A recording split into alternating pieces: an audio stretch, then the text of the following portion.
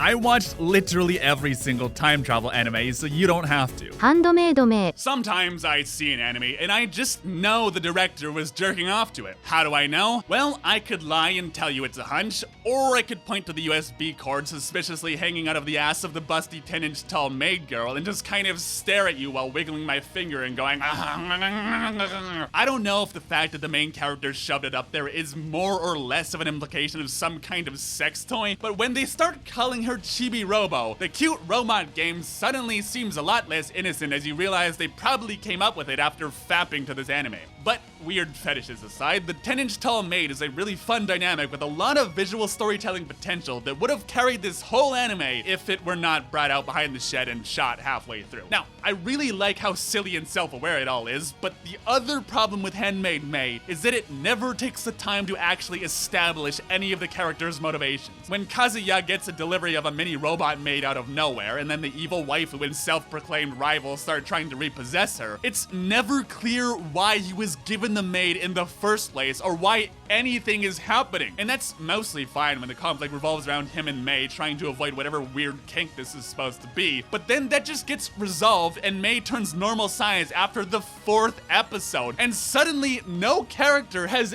any real motivations. And without even the visual gag of the tiny maid girl, the entire thing becomes even more pointless than a goldfish at the marble factory. Eventually, like an alarming number of these anime, the show breathes a heavy sigh and throws out the actual plot and the time travel stuff after 9 episodes like it's the redheaded stepchild, only let out to eat once the anime tropes have all had a chance to come on the table. D ティアボーリング